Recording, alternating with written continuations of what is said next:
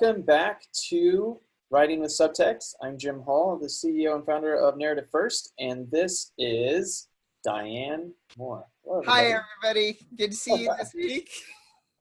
This episode promises to be an exciting and fun-filled episode, because we're going to see how the dynamic story point of the story driver, how it changes from decision to action, what a decision-driven story looks like compared to an action-driven story. And going back into Diane's story in Subtext, so we have the story that we worked on last week together, which is this decision-driven version of it. And the premise of the story, which is basically what the entire story is about, keep moving towards setting something free and you can save the lives of many, which is a very nice premise.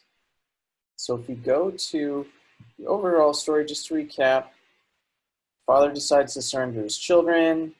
Layla tries to figure out what's going on. She agrees to be drugged in order to save her brother. And she trains. Pep decides to cut Layla, which forces Ebony to use her magic. Layla works to steal her brother away. Layla chooses herself over someone else, and then she learns the truth about what's really going on, and then she decides to enter the circle with Cozy. Right? That was our story from last week? That was our story from last week. Generalized plot for the story. So if we go back to our narratives, we have the decision-driven story here, and these are the other narratives attached to this story. And this is the action-driven one.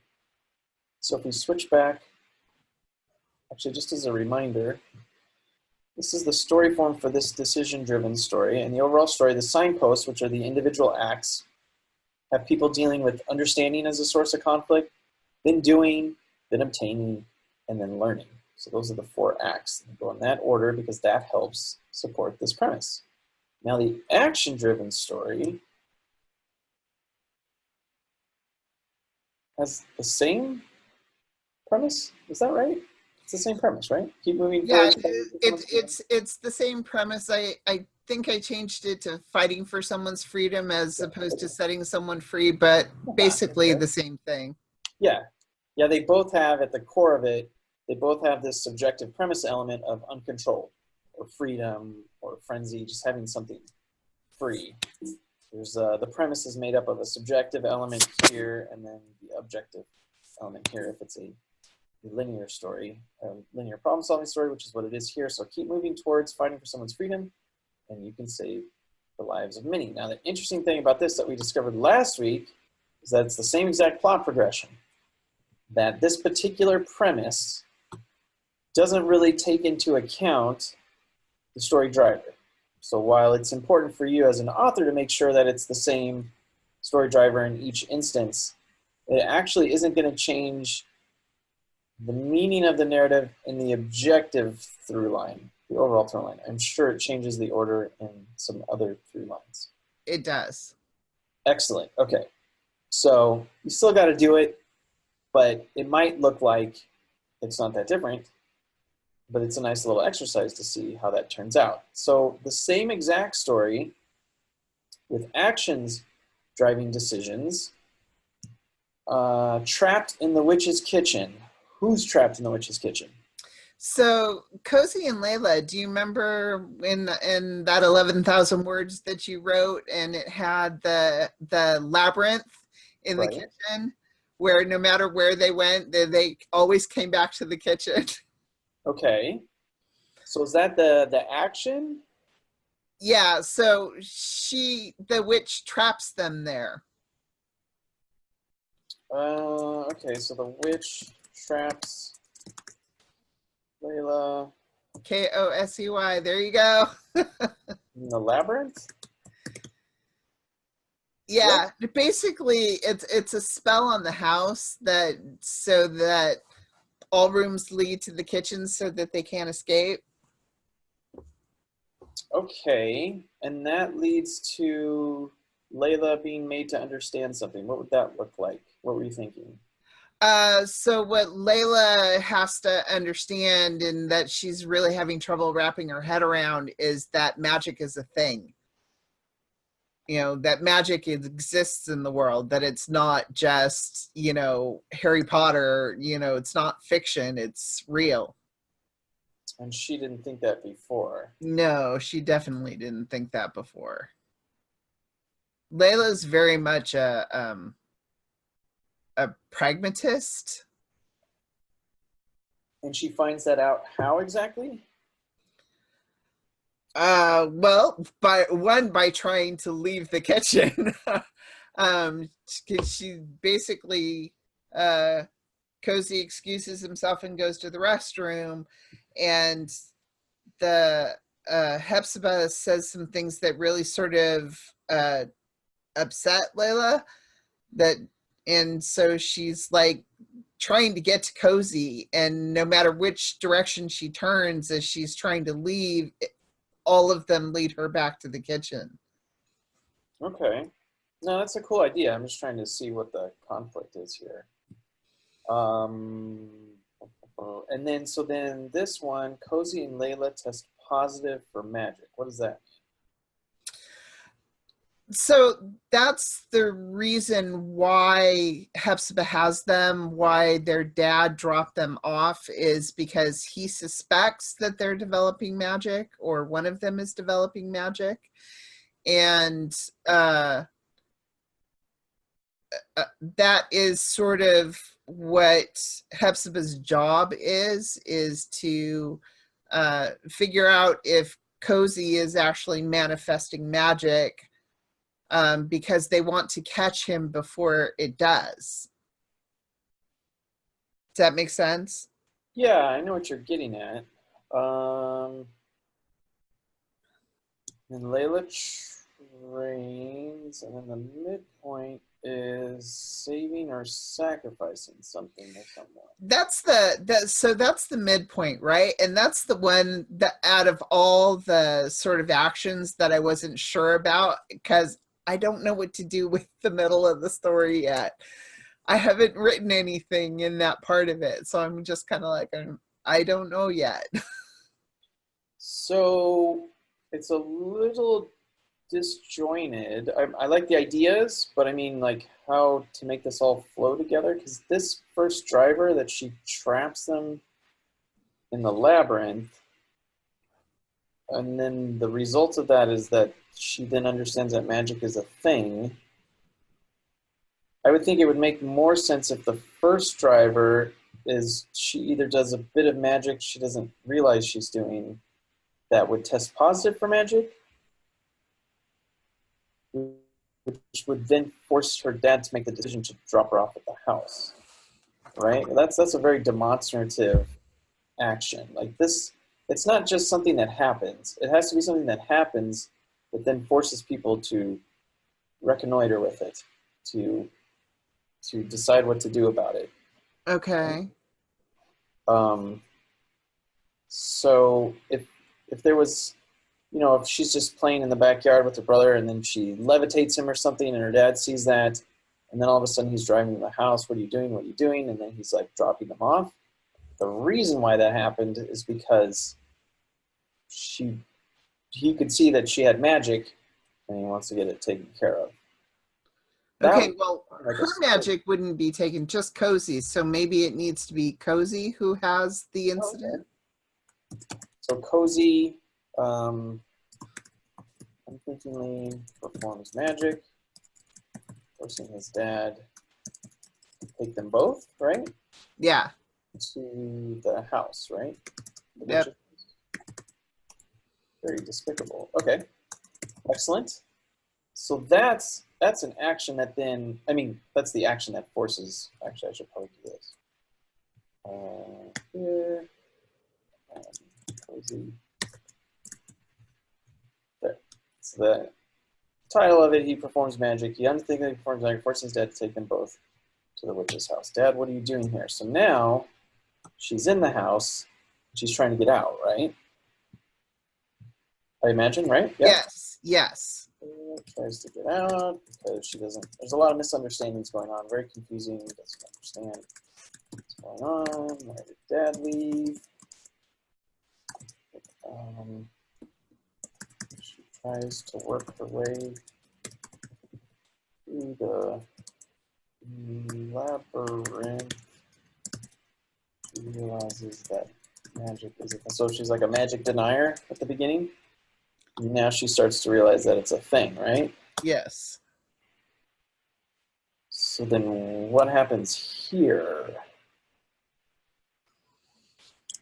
What is the reason why they're taking magic away from boys?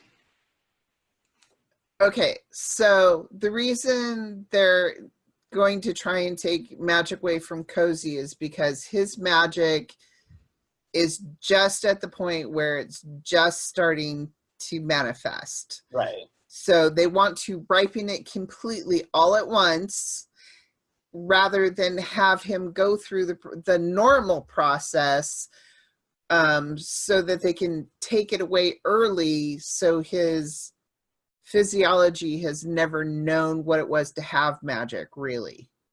So that then maybe he won't go through what all the other men have gone through who've had their magic taken to keep them from turning violent.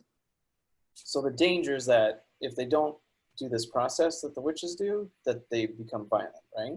Yes. So why wouldn't you have, he performs a little bit of magic, right? So here we gotta go take care of him, take him to the hospital, right? I take him to the hospital, he's supposed to work, and then here he starts to show what that is like if it's not gonna happen. So in other words, like Cozy goes violent from the magic.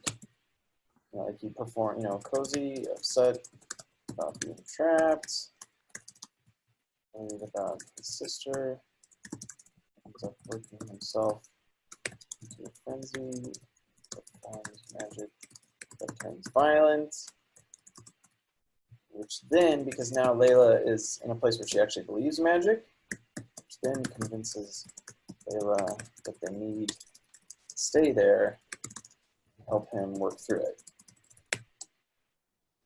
See how that's like an action that then is like, she would never make that decision before until she sees for herself, oh, before she's like a magic denier, it's not anything.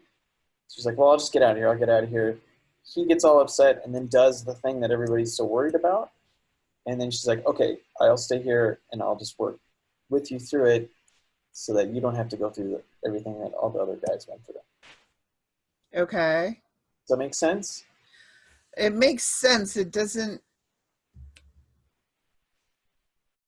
quite feel like Layla or where I was thinking of the story. So give me a minute to adjust. Sure. That's fine.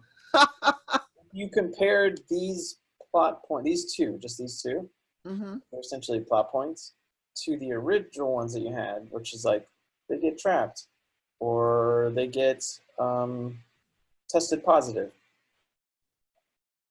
It doesn't change the direction of the narrative. Like it's not actually changing things. It's like, oh, now we got to deal with something different, right? Okay. They're okay, but they're not. That's why it's a dynamic, because it actually is forcing those decisions to happen. Okay. So this might be too. Well, this might not be the direction that you want to take the story in. I think last time you said you preferred the action-driven story more than the decision, or was it the other way around? No, yeah, I definitely prefer the action-driven story. Okay. So, I mean, we'll work through this and see what it is. So my ideas are just based on, well, I'm thinking of a lot of things. I'm thinking of this understanding. So there has to be some action that then leads to some understanding. And then once that kind of wanes and peters out, then what's the next action that would then force somebody to decide to do something? So I'm kind of connecting all those four together at once. Okay. While I'm also in my head thinking of the problem of avoidance, which is driving all the overall story conflict, like trying to prevent something.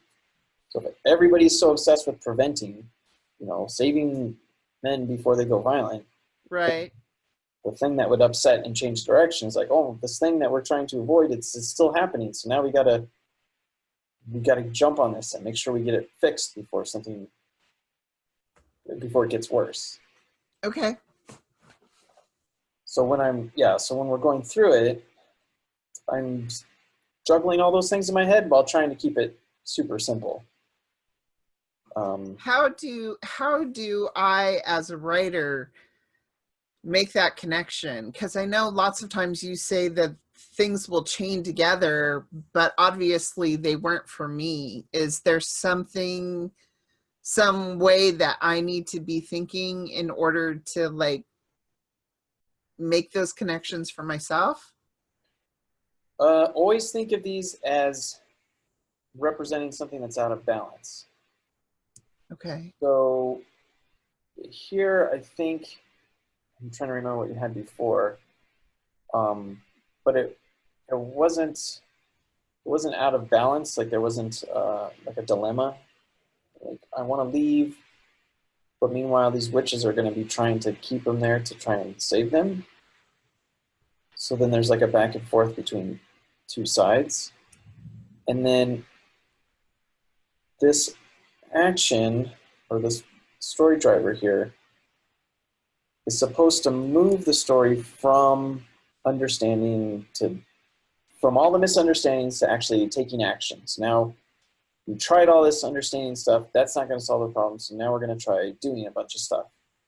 And this plot point doesn't really exist in the structure of the, in the structure of the narrative. It's just showing how these two acts relate to one another.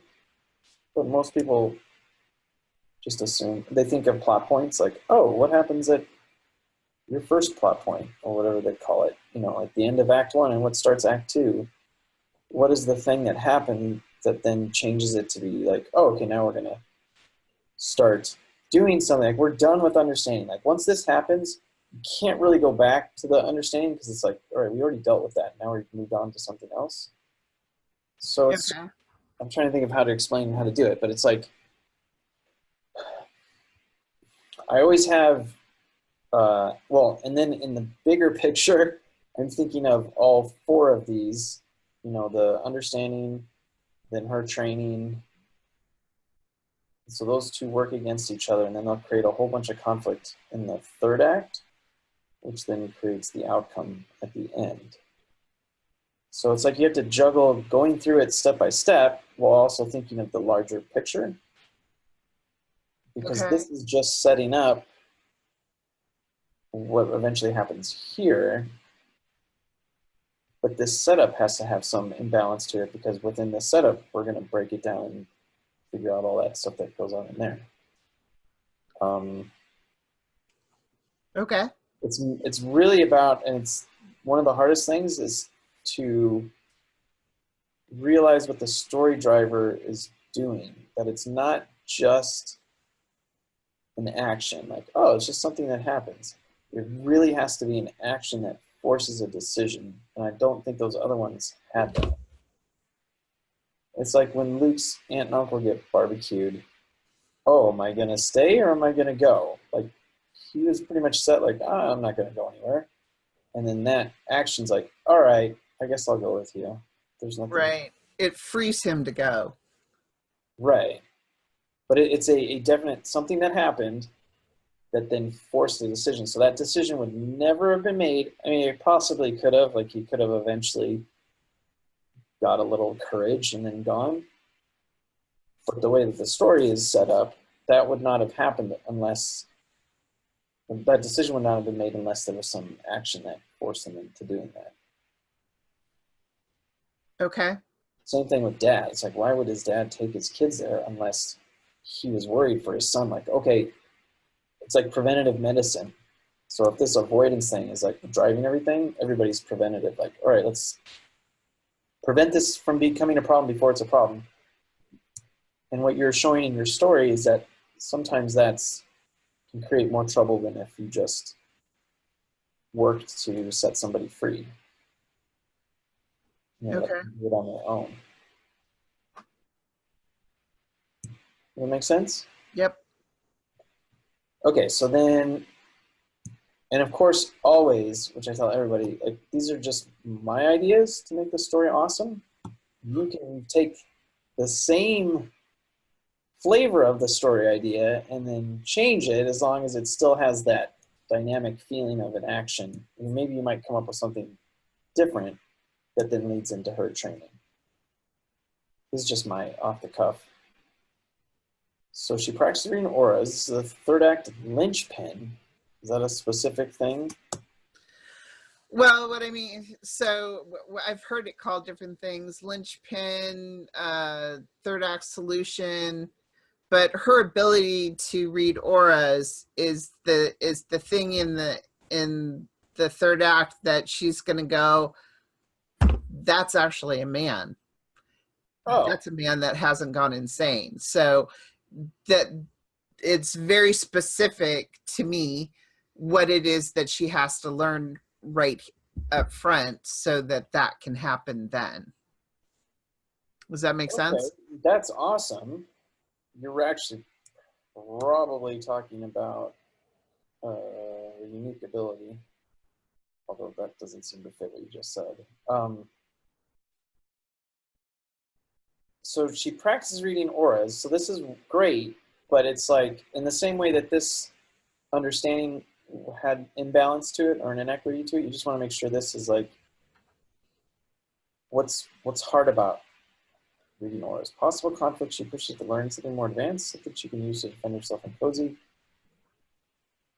So my thought there, because I was on the same sort of thought train that you were, that there wasn't really any conflict in that, and I was like, well, how can there be conflict? And if what she's looking at is, God, learning auras is just so stupid, I want something that's like useful, and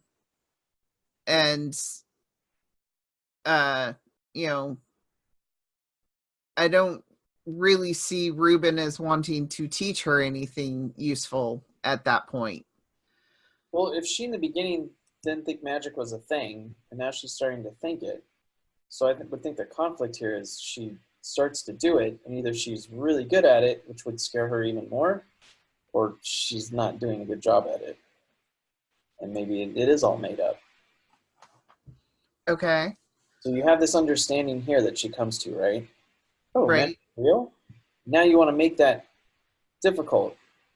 You want to, how can you amplify that understanding here to make it something that has greater conflict, and then put stuff more out of balance so there's more tension. So it's either, one way is, oh, magic's a thing? All right, well, I'll stay here and I'll learn magic. And then it's like, oh, I can't even do this. This is the dumbest thing in the world. I was wrong about magic.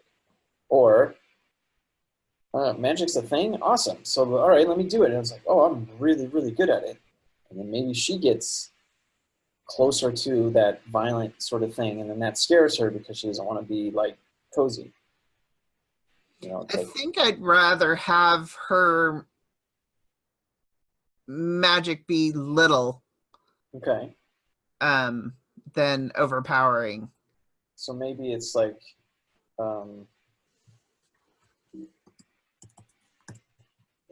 trains practice. I'm good at it. Now I know you have, this is how she's gonna have her third act Oscar Mayer linchpin or whatever it is. Mm-hmm.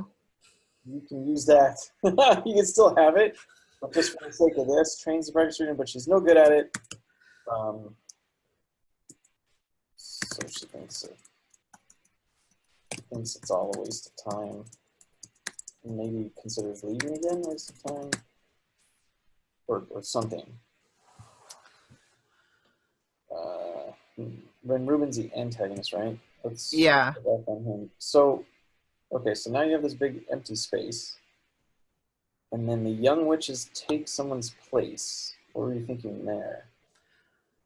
I don't think I was thinking anything there, because I might have changed a couple of the signposts, but I don't think I changed them all. Can we keep Layla since she's the protagonist? Pardon? Can we keep this Layla since she's the protagonist? Of course. It's just a lot easier if you just keep it focused on the protagonist first. So, because they're the one driving everything. Before you answer that question, so then the Cub and Reuben conduct the ritual to strip Cozy's magic, which is cool. But what decision does that force?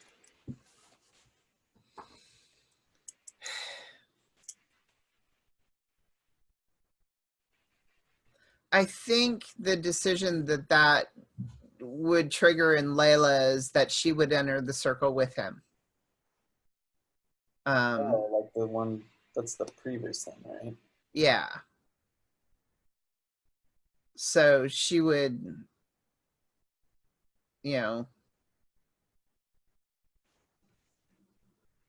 she would not let him face that alone. Mm-hmm.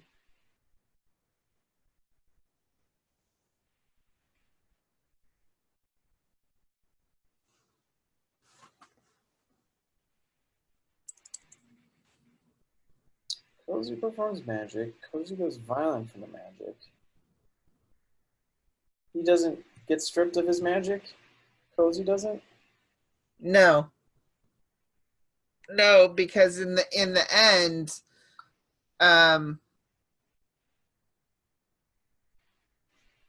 in the end, they end up sharing magic.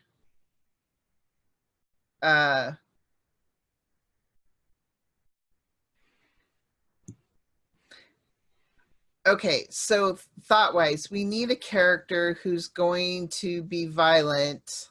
It could be Cozy, I suppose. But for the fact that magic is shared with him. Mm-hmm.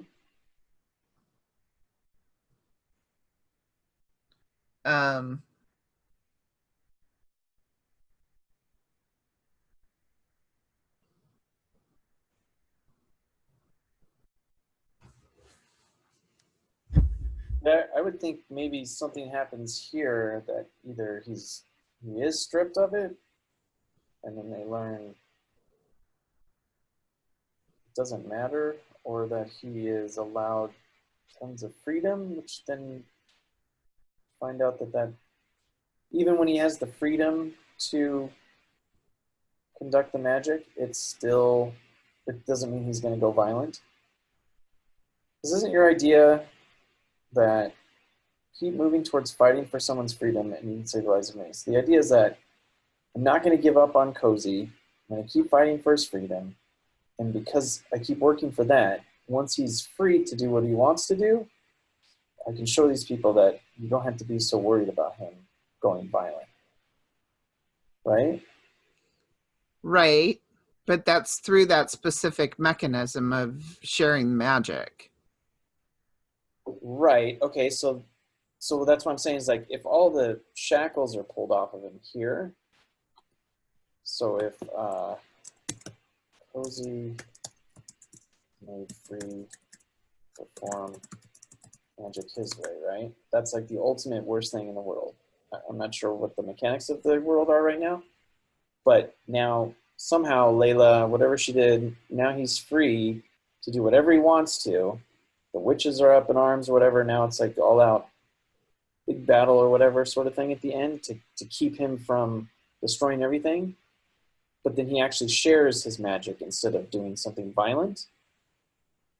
It only means something because now he's free to choose for himself. If it's just because of a ritual, then it's not really showing, it's not proving her your premise that, if you keep fighting for someone's freedom, you can say, I'm going to keep fighting for your freedom. And then once I get your freedom, you're going to show me and show everybody else that I was right about fighting for your freedom because you're not this crazy violent person. That's how this is working out. Well, yes, but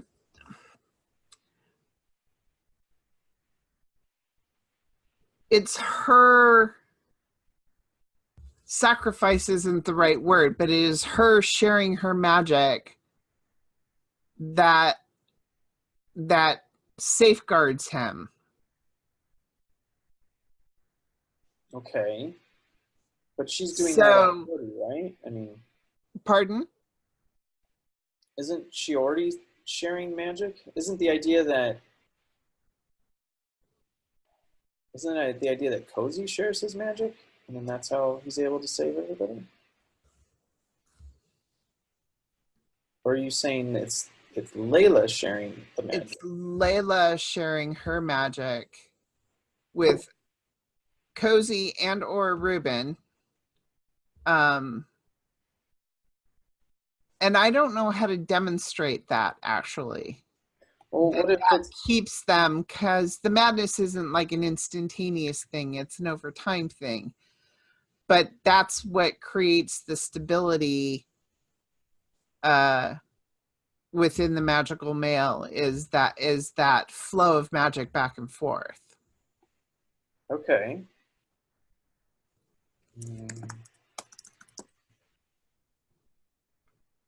Oops, what was there?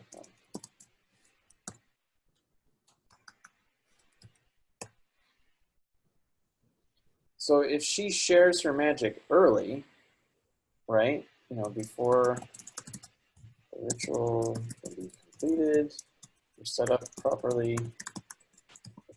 Does what no other woman has done in history, and shares magic with Cozy.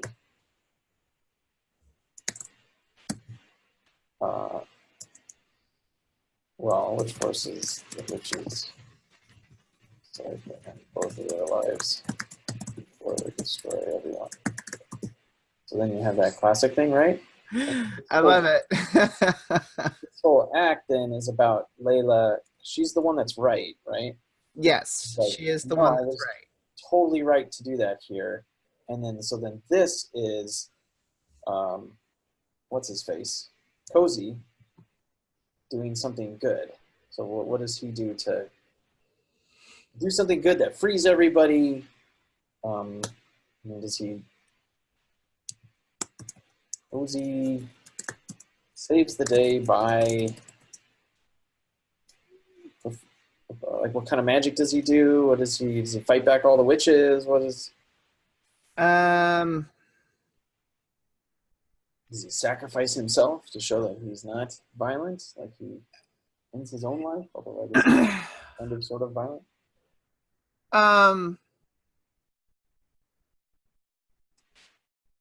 What if Cozy, oh, I know. So Cozy, remember there's that other brother and sister running around, Ebony and Ja? Uh-huh. So what if Cozy saves Ja? So Ja is headed into the madness, Okay. and Cozy shows that it can be stopped. You know, he gives over some of his magic to Ja. Yeah, awesome. Gives over. That's great. Gives over. Did I spell it right? Ja? No, it's Juh. His name is actually Justin, I'm pretty sure, but he doesn't remember that. Joa, like that? Everything? Sure. Fantasy books. Okay. It's just Juh. Oh, Juh. Oh, okay. Yeah. Ja. All right. So Cozy saves Ja from the madness by sharing his powers, right? Yep. Which proves to everyone, proves to everyone that it was right all along, and they decide to change the way they deal with males in the future, right? Yep. That works great. So I'll proceed. Witches, Layla, and Cozy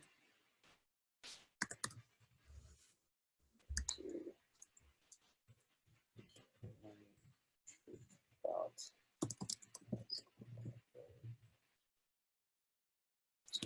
magic allowed to be free. Okay.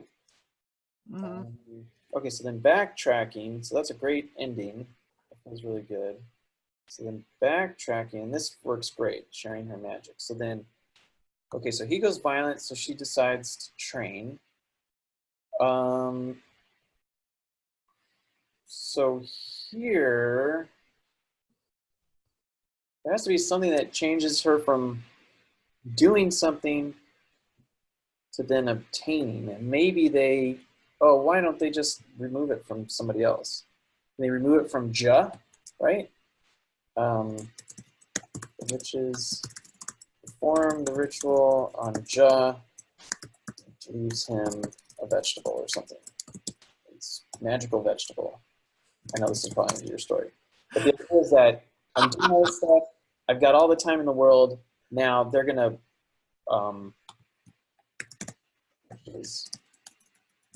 perform the ritual on Ja, which then forces Layla to just decide to kick it into higher gear. And I would say either, I mean, she could take Cozy's plate. I don't know if that works for your world, or is she trying to escape? Like obtaining is also escaping, or she finds a way to give her magic away, maybe. And maybe because she's had this idea all along, but she's not sure how to do it. So now in this act, she's working to figure out how to get rid of, how to share, instead Okay. of how to acquire. Does that sound good? Yeah. Yeah. Okay. And see what will happen. Brother, do something quick.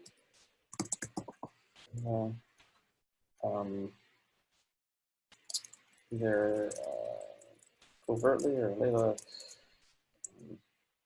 Let's figure out how to get magic away. Don't care what it will do to her, as long as it saves the brother. Maybe like you could set up something where if you give your magic away, it's like the worst thing, you could possibly die or something. She doesn't care, right? Well, I think so. Here would be the fear, the conflict with that. They may think that giving your magic away isn't an act of sharing, but it's an act of like loss. And Okay. so that if you give your magic away, you don't have it anymore. Okay, and you just have to make it so that she really cares about that, right? She cares. Won't be able to do magic anymore, but at this point she doesn't care, right?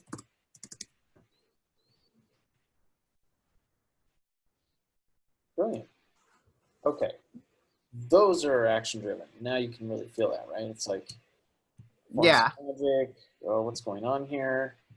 Oh, my brother's going violent. All right, fine, I'll do it. Hey, I'm actually really good at this. Holy crap, that's what's going to happen to him. All right, fine, I'll get rid of it. That would be great. So if here, not that she's not good at it. We could actually make her really good at it. Yeah, she gets. Or that it's a rush that she, it was that thing she never knew what she was missing. Yeah, she never knew she was missing. Yeah, and then see that's great because then now, then she sees, oh shoot, this like I've got this great thing, but is that what's going to happen to my brother? So forget it. I'm going to figure out how to get rid of it. And she gets rid of it. How could you do that? And then they do the big climactic run for their lives, and then Cozy saves Ja from the madness. Like here, they're probably like looking for John, trying to find out where he is. Okay. You see that? Yep. That's the action-driven story. I'm gonna have to change Ja's age a lot. Oh, okay. Ja just went from being 8 to being 16. That's when you got to change the storytelling to fit the story. And the decision-driven one had decided to drive there. I decided to be drugged. This one's depressing. Decides to cut Layla. Chooses herself. This one doesn't feel right at all anymore, does it? Nope. The circle. This one's nonsense. Okay, so then that is one way, because there's always lots of different ways.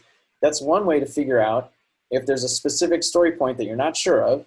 I don't know if it's an action-driven story or a decision-driven story. You can build both and then just play with it in the overall story here and get a really good idea of which one is stronger. This I one just think feels. the most important thing that we did here today was really working those chains, the connections between one thing leading to another thing. Yeah, it's like, what is it, the South part thing is like, this happens, and because of that, then this happens, and because of that, this happens. Like, that's their very simple reductive way of doing all this stuff. It's like, it's not just things that happen, but they're all interconnected. Like, they all lead from one to another. Yeah. But all the time, yeah, I was always thinking of this premise. And then, I mean, I was also thinking a lot of this stuff, but obviously that's a lot to hold in your head. But if you just keep this in your mind, right, and you just focus on the protagonist, then you can do that. So I would say for next week, I would do, so we're going to stick with this one, right? No, the other one. You're on the decision one. I know why that is. Okay. So yeah, so the action-driven one. So we'll set this one. I should probably add a little something that's like, set this as default. Keep switching. Like, because you had switched back to this, and then when you clicked on narratives again, it put the action one as secondary. Yeah, the way it's always, no matter what you do, it'll always go back. If I go away from it, like if you go here and then you come back, it'll always put the decision one first. That's why I was saying if I just put a little switch that says, oh, set this as default, it's all, the way it's the first one you make is the first one that shows up. So obviously Gotcha. switch here that should do that. But I can add that quite easily. So, okay, so then for the action one, I would say go through here and then just add one beat for each act and make it the antagonist so that they're competing against Layla and they're going to match. Ruben's the antagonist, right? Yes. We already have one here. So now think of how the antagonist is working against Layla. Okay. That'll give you that. That should not take that long for sure. Then once you're done with that, so then let's look at, what do I want to do? No. Okay, after you do that, then what you're going to do is break down each of the Layla beats into their smaller beats so that you start to get an idea of what these stories look like for each act. So the PSRs, or? Yes. So I will have to add it because it's a different one, because it's action-driven, not decision. But if we were to look at the one that has it already, and if you go to the advanced, oh, it's not there either. Yeah, it's not in either one of them. We didn't even talk about the plot sequence report. Oh, so let's. Yeah, let's. Just okay. So this is your overall story, and like I was saying, you're going to go through and build up other antagonist beats. So you'll have an antagonist beat here, one here, and another one here to see what's happening to put up resistance against Layla. The other thing you're going to do is break down these beats. Now, when you come here and you look at this, right now there isn't a button here that actually you can break it down. You're just kind of stuck with just the 4 major beats, one for each act. But within each act is its own little mini story. It's kind of like a fractal thing. So what you do is you go to these narratives here. And when you go to the Advanced tab, which is essentially the Dramatica button. So when you turn that off, you don't see the story form. You turn it back on, it's the Dramatica button. And what you want to do is add sequences. But first you have to build the story in Dramatica to get it out of there so that it can then be taken into Subtext. So what we do is you open up Dramatica here, and I've already gone through and made all the choices for your story. It's an action-driven, there's avoidance, so all these other things. And the blue, and what I've done here is I've gone through and already built out your story. So all the blue selections are things, choices that I made with the avoidance. Here's the action-driven.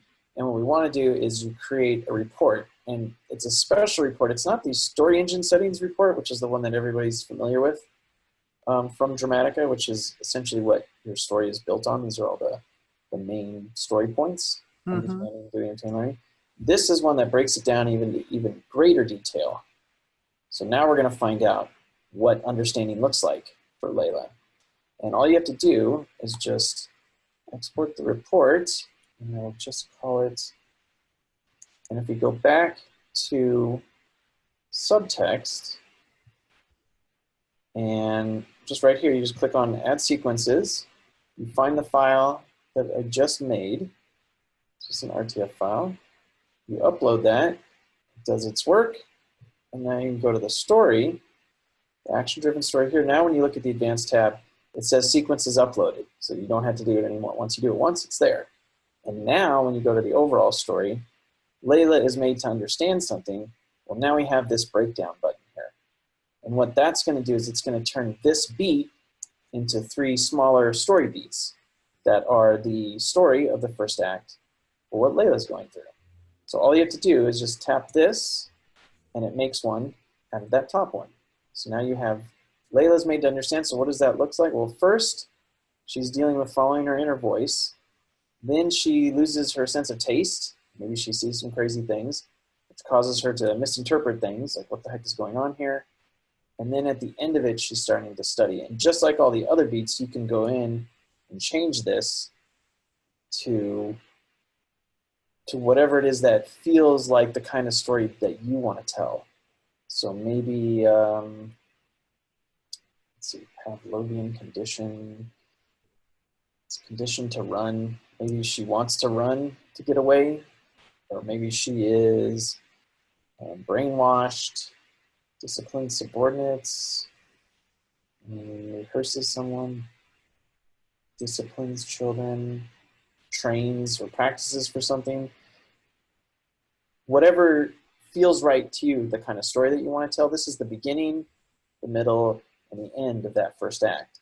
Then Casey goes violent, and now she's going to be training. So what that looks like, same thing, you break this down, and now she's wise. Oh, okay, so that feels better. And then this sounds like her working through her magic. Now she's adept at something. Right. She's going to be not a seasoned politician, but maybe she gains familiarity with magic. And then now she has insight at the end of how great she is, right? Maybe this is her true calling. She feels like it's her true calling. And then they perform the ritual on Ja, and then now she's going to want to try and get rid of it. And then so what you'll do is you break those down. I'm going to leave those for you to do. Okay. And then you'll start to do that. Now what we've been working on so far is just the overall story. So it's all here in the overall story through line. Eventually we'll get to the story beats, which weave all the different through lines together once we've built them up here. But right now I just want to focus on one section at a time. Don't overwhelm me. So yeah, just have fun. It's supposed to be a great brainstorming tool just to have fun of what kind of things is she going through as she's made to understand that magic is real. And then her brother goes violent, so now she's going to be really serious about training. You know, like this is a really smart decision. She gets really good at it. Then she has this enlightenment feeling. And then once they perform the ritual, now she wants to get rid of it. And then eventually she's going to work to teach everybody what's actually really going on here. And okay. The story. Sound good? Yep. No, it does sound good. When I start seeing the PSR pieces, I feel a little, can I do this? But I'll just take it one section at a time.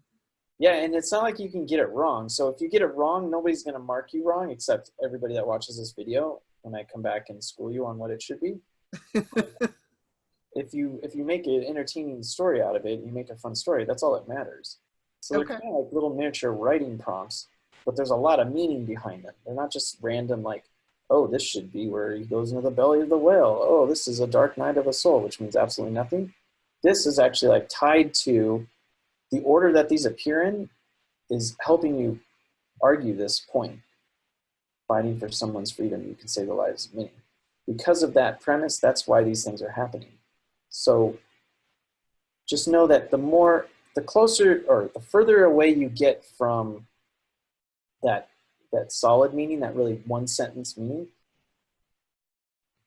the more okay it is that you don't get it 100% right. So getting these understandings wrong, or the big pieces like understanding or doing, that people are really going to notice. If you mess up one of these small ones, people aren't really going to notice. This will feel a lot more natural if you follow this. But you're kind of, as you get into more detail, you can allow yourself to make more mistakes. I mean, you should always allow yourself to make mistakes anyways. Are you still, so it was really important in the first part with the signposts, it was really important to make sure that we had those connections and the things we're definitely looking. Are we looking for that same sort of connection, one leading to the next? Yes, for sure. Yeah, because these are all connected. These are all, it's like she's made to understand something. Okay, what is that story about? Okay, well, it's this, and because of this following her inner voice, now she's seeing things she's never seen before, because she's good at magic, right? So this is her, that instinct she has for magic is coming out. So then because of that, now she's going to start seeing things, or she's able to, well, when she is able to interpret what's actually going on, because she's actually this magician, and now she's maybe like getting good at it. She's like disciplining herself so she's not all over the place. Oh, I'm really good at this stuff. And it's like, well, I have plenty of time to work on it, but then when her brother kicks into gear, now it's like, okay, well, it's the smartest thing to do to save my brother. So I'm just going to be buckled down. I'm not going to mess around. And that's when she gets to a place where she's like, finds out she's really good at it. So yeah, absolutely. If you can think of these, this leads to this, that leads to that. It's just like this. The one that's perfect for me, I'm looking in that second group. Layla has insight into a particular person. That's where she's going to start noticing stuff about Ruben. Oh, okay.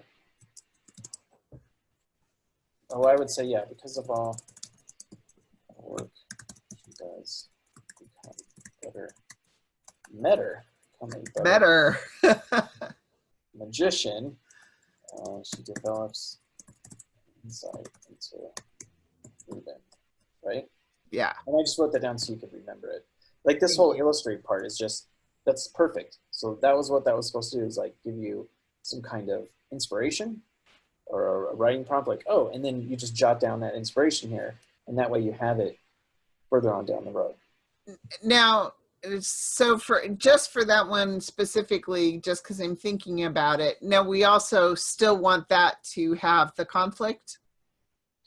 Like I said. Or is it just more writing prompt at that point, and it'll be up to me to put the conflict within the scene as I write it? There should always be some kind of imbalance or inequity, otherwise it's not going to go anywhere. So these, every single beat is a story in and of itself. Like I said, it's a fractal thing. So they all have inequity in them. As you get further away, if you don't have it in there 100%, it won't be as noticeable. So don't kill yourself on that. Like first, just try and get a story that feels good. And then as we go through it, if there isn't a sort of inequity there, I can help you work through it so you can see what that's like. Okay. Right? All right. I have my work cut out for me. Excellent. Well, then if you don't have any other questions, then that'll be it for this week. It's the half-an-hour episode that always goes an hour. So yeah, but I feel good because now we know our plot, and it actually sounds really cool. I actually get your story now, which is fantastic. Awesome. Makes it a lot easier. And then we'll pick it up again next week. We'll go over the plot that you developed, and then the antagonist stuff, and then we'll start working on the main character. Sounds awesome. Yay! Excellent. All right. Well, then that does it for this week. And then we will pick it up again next week. Bye, everybody. Bye.